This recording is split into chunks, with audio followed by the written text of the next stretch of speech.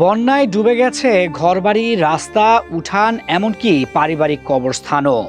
জীবনের শেষ ঠিকানায় পৌঁছাতেও তাই মিলছে না স্বাভাবিক পথ। বাধ্য হয়ে ৬০ বছর বয়সী অটোরিকশা চালক মোহাম্মদ ফোরকানের মরদেহ কলাগাছের ভেলায় ভাসিয়ে নিয়ে যেতে হয়েছে দাফনের জন্য। হৃদয় বিদারক এই দৃশ্য চট্টগ্রামের সাতকানিয়ার কেউচিয়া ইউনিয়নের বন্যা কবলিত এলাকার বাস্তবতা তুলে ধরেছে। অসুস্থতাজনিত কারণে শুক্রবার বিকেলে মারা যান ফোরকান, কিন্তু বন্যার পানিতে তার বাড়ি, চলাচলের পথ এবং পারিবারিক কবরস্থান সম্পূর্ণ তলিয়ে যাওয়ায় স্বজনরা তাকে নিজ গ্রামের কবরস্থানে দাফন করতে পারেননি।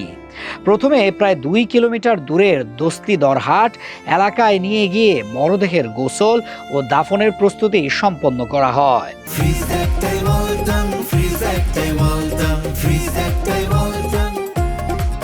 এরপর রাত ১০টার দিকে ফকিরমুড়া ঈদগাহ এলাকায় জানাজা শেষে পাশের সরকারি খাস জমিতে তাকে দাফন করা হয়। জানাজায় ইমামতি করেন তার বড় ছেলে হাফেজ রাশিদুল ইসলাম।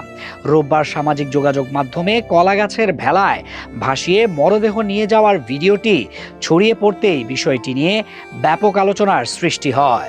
ফোরকানের বাড়ি, কবরস্থান ও আশপাশের সব পথ পানির নিচে থাকায় ভেলা ছাড়া মরদেহ সরিয়ে নেওয়ার আর কোনো উপায় ছিল না। তবে সাতকানিয়া উপজেলার নির্বাহী কর্মকর্তা মোহাম্মদ খন্দকার মাহমুদুল হাসান জানিয়েছেন, প্রশাসনকে জানানো হলে স্বেচ্ছাসেবকদের মাধ্যমে মরদেহ দাফনের ব্যবস্থা করা যেত, কিন্তু সেই সুযোগ আর হয়নি। শেষ পর্যন্ত বন্যার পানিতে ভাসতে ভাসতে জীবনের শেষ যাত্রায় রওনা হলেন ফোরকান। যে মানুষটি সারা জীবন পরিবারকে বাঁচাতে জীবিকার চাকা ঘুরিয়েছেন, বিদায়ের দিন তার জন্য শুকনো একটি পথও জোটেনি।